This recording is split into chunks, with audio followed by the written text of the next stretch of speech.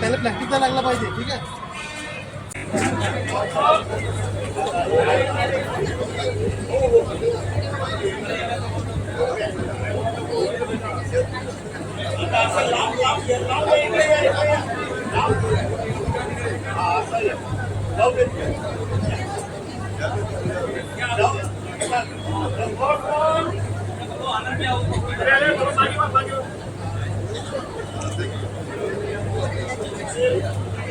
विदर्भातल्या सर्व जिल्ह्याच्या अध्यक्षांच्या मार्फत आपण इथे एक प्रास्ताविक करावे अशी मी आपल्याला विनंती करतो. माननीय अजितदादा करतील अशी मी त्यांना विनंती करतो.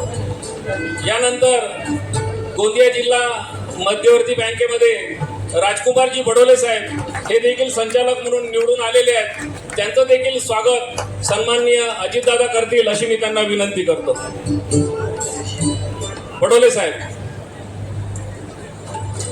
यानंतर प्रशांत पवार मी यांना विनंती करतो की त्यांनी आपलं प्रास्ताविक पर भाषण करावं. 2017 नंतर या महानगरपालिकेच्या निवडणुका नाही झाल्या आणि या निवडणुका नाही झाल्या त्याच्यामुळे ते प्रशासक बसलेले आहे.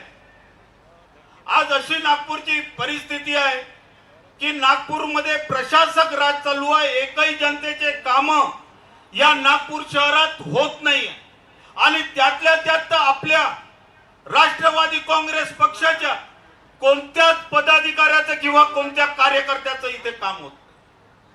दादा आज आम्ही युतीमध्ये आहे. आम्ही गडकरी साहेबांच्या खांद्याला खांदा लावून भारतीय जनता पक्षाचे खासदार निवडून आणले. देवेंजीच्या खांद्याला खांदा लावून आम्ही त्यांना सुद्धा मदत केली. पण वेळ प्रसंगी दादा आपल्या पक्षाला कोणीच मदत करत. दादा आम्हाला मागच्या डीपीडीसी मध्ये फंड सुद्धा मिळाला नाही. आमच्या पक्षात आज इतके मोठे मोठे आणि कर्तृत्ववान आज पदाधिकारी आहेत. आज आम्हाला म्हणतात की तुम्ही काय करता. दादा आम्ही मेहनत करतो. आम्ही गल्ली गल्लीमध्ये जातो. पण आम्हाला कोणीच एक्सेप्ट करायला तयार नाही. आम्हाला जिल्हाधिकारी घ्यायला तयार नाही. म्हणजे आम्ही जिल्हाधिकाऱ्यांच्या दरवाजावर लाथ मारून आज जायचं का हे आम्हाला यानंतर विचार करावा लागेल. म्हणजे आमच्या कार्यकर्त्याला 1 रुपयाचं काम सुद्धा या नागपूर शहरामध्ये कोणी देत नाही. दादा त्याचा बंदोबस्त करा. मग मी त्याचा बंदोबस्त कसा करायचा ती जबाबदारी माझ्यावर आहे.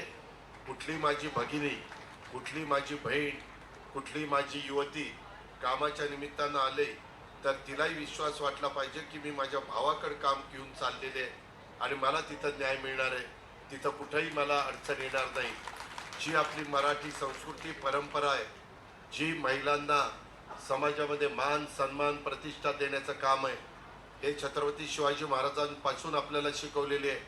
त्या शिकवणीतनंच ह्या महिला वर्गाशी असेल, गरीब वर्गाशी असेल, समाजातला तो कुठल्या जातीचा पातीचा नात्याचा गोत्याचा विचार न करता त्याचं काम योग्य आहे का, त्याच्या कामाला न्याय देणं हे आपलं कर्तव्य नक्कीच आहे ना, हे तपासून त्या कामामध्ये जितेंद्र तुम्ही आणि बाकीच्या सगळ्या सहकारी मित्रांनी मदत केली पाहिजे. आणि अशा प्रकारची तक्रार ही परत येता कामा नये. जर यदा कदाचित तुम्ही योग्य काम घेऊन गेला आणि त्या अधिकाऱ्यांनी टोलवाटोलवी केली तर मला त्याचं नाव सांगा की दादा आम्ही हे काम घेऊन गेलो. मला ते कळलं पाहिजे की तुमचं कोणतं काम तुम्ही घेऊन गेला. ते काय व्हॉट्सॲपवर मला कळवलं तरी मला वाचून कळेल. आणि तरी देखील त्यांनी योग्यपणे प्रतिसाद दिला नाही तर त्याला कोणत्या भाषेमध्ये सांगायचं किंवा काय समजून सांगायचं ते मला चांगलं येतं. मी कुणाचाही अपमान करू इच्छित नाही, कुणालाही कुणाची मानहानी पण करू इच्छित नाही. कारण प्रशासनाला पण त्याचा रिस्पेक्ट दिला पाहिजे, मान सन्मान दिला पाहिजे.